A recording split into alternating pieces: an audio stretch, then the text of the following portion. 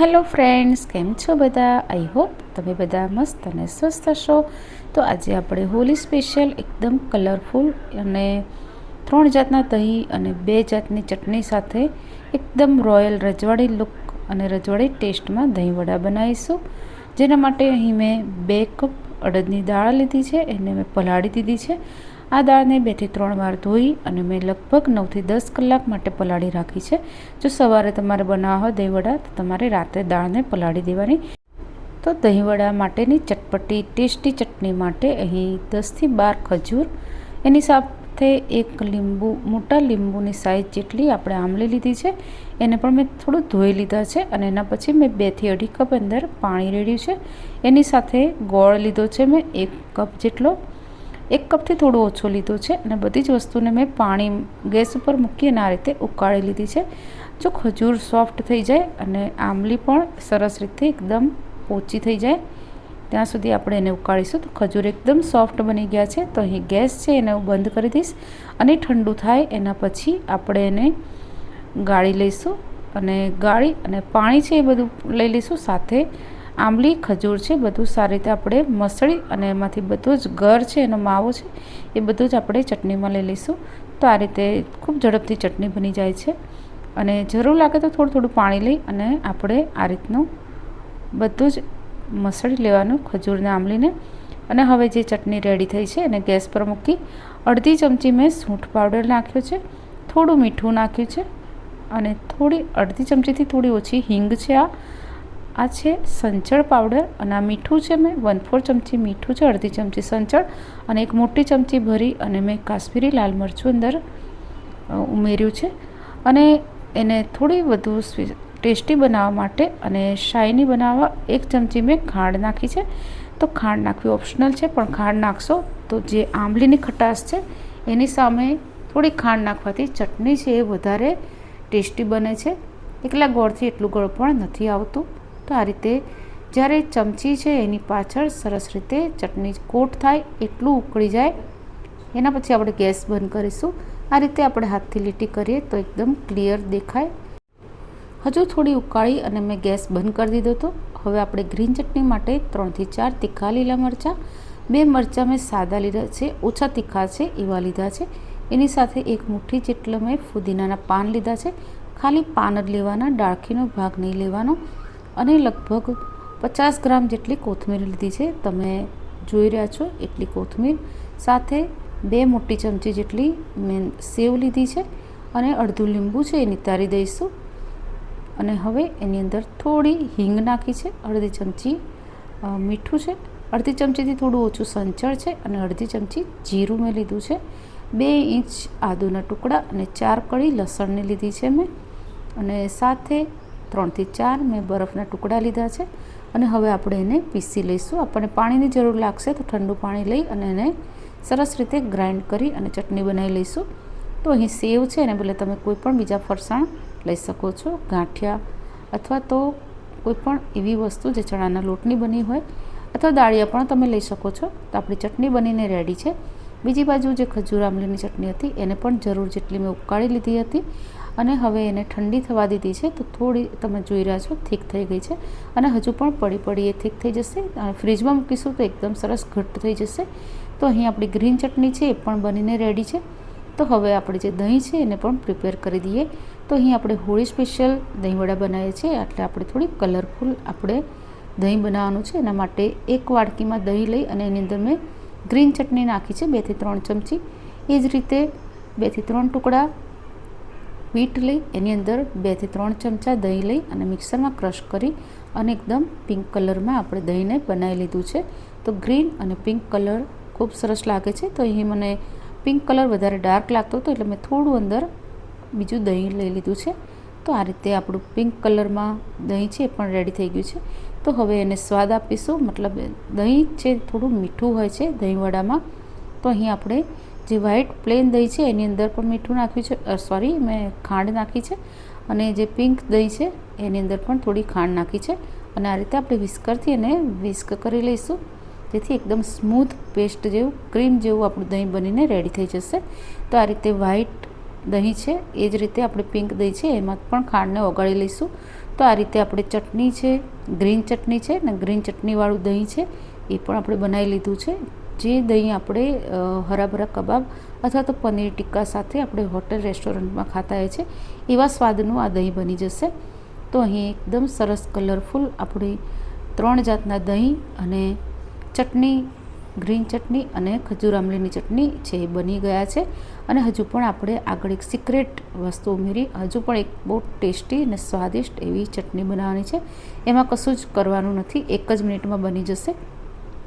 તો હવે આ બધું જ રેડી થઈ ગયું છે. તો હવે દાળ છે એને જોઈ લઈએ.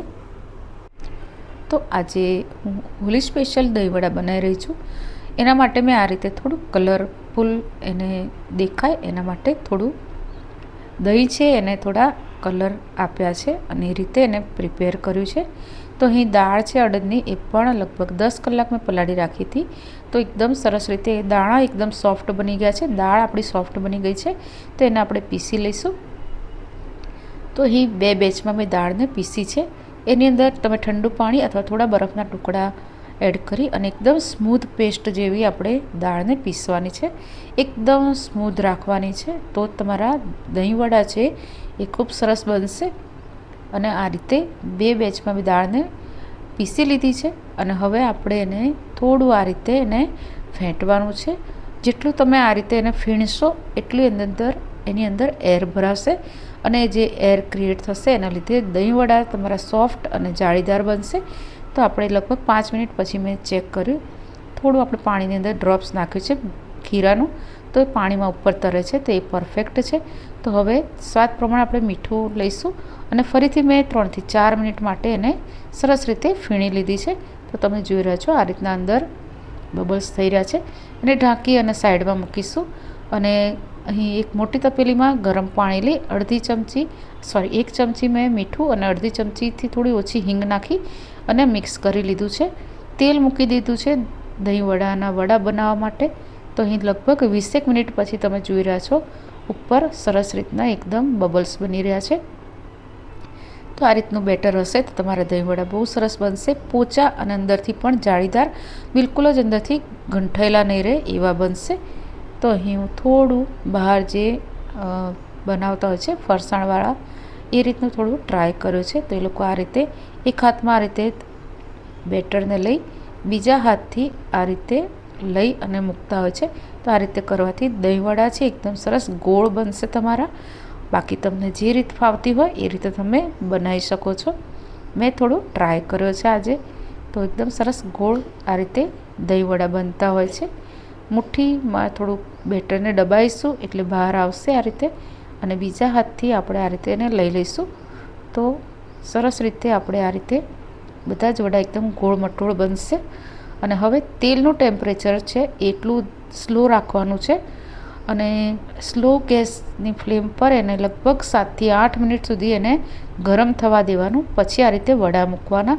તો વડું અંદર જઈ અને તરત જ ઉપર આવી જાય અને પછી થોડી વાર રહીને એ પલટાઈ જશે એની જાતે જ અને બધી સાઈડથી જાતે જ એ તળાઈ જશે. તો આ રીતનું જે ટેમ્પરેચર હશે તેલનું તો એ પરફેક્ટ છે.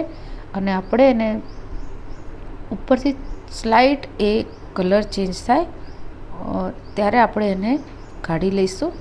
તો આ રીતે તમારે દહીંવડા છે એના વડા બનાવવાના.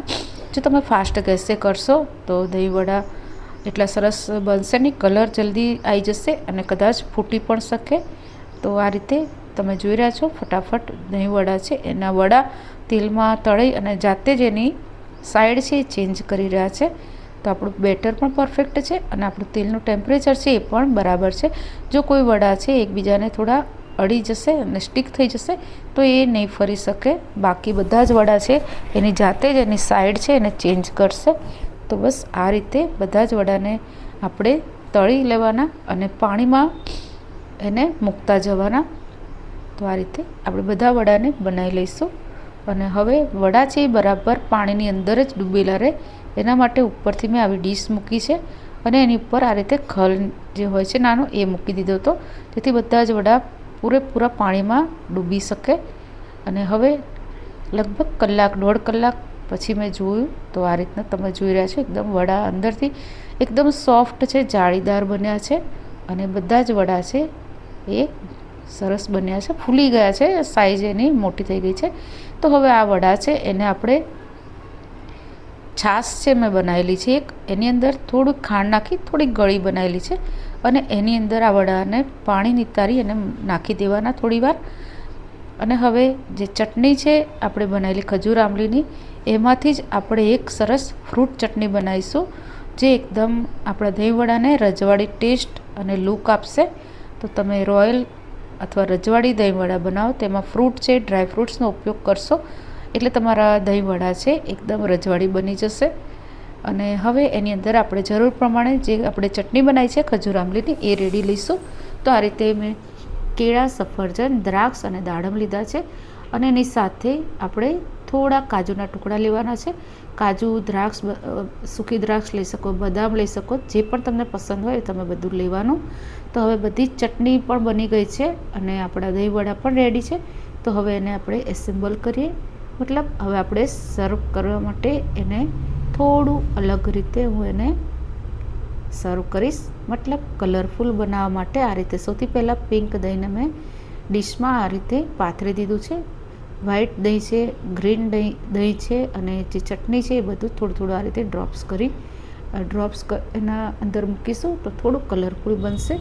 અને તમને જે પસંદ હોય જે રીતે એ રીતે તમે બનાવી શકો છો અને એને ગાર્નિશ કરી શકો છો. તો અહીં છાશ છે એમાંથી થોડું હળવે હાથે એને આપણે દબાઈ અને વડાને ડીશમાં મૂકીશું. તો અહીં છાશ છે એ પૂરેપૂરી આપણે નિતારી નહીં કાઢવાની. છાશ છે એ થોડી ગળી જ છે અને એને લીધે છાશ છે એ થોડે પીધેલ રહેશે વડા.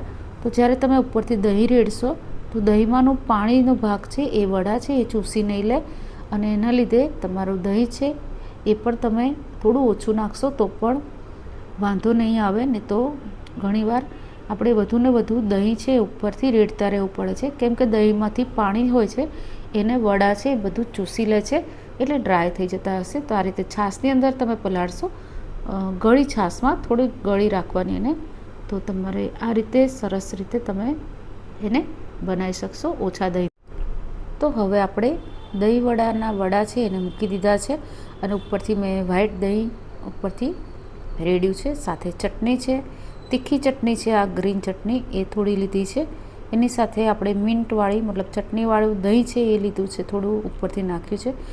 પિંક દહીં છે બીટવાળું એ પણ ઉપરથી આ રીતે રેડીશું. ફરીથી વ્હાઈટ દહીં, આ રીતે તમને જે પણ પસંદ હોય દહીં, જે ચટણી પસંદ હોય એ તમારી ઈચ્છા પ્રમાણે તમારે રેડી અને એકદમ સરસ કલરફુલ ડીશ છે એને બનાવી દેવાની. અને જે આ ફ્રૂટ ચટણી છે એ તમારા દહીંવડાનો સ્વાદ બમણો કરી દેશે અને એકદમ એક્સ્ટ્રા ઓર્ડિનરી ટેસ્ટ અને લુક આપશે. તો તમે આ રીતની ફ્રૂટ ચટણી જરૂરથી બનાવજો. અને બધા જ કલરના દહીં છે એને લીધે ડીશ છે એકદમ કલરફુલ લાગે છે, જાણે હોળી સ્પેશિયલ ડીશ બનાવી હોય એવી જ. તો આજની રેસીપી જોવા બદલ થેન્ક યુ.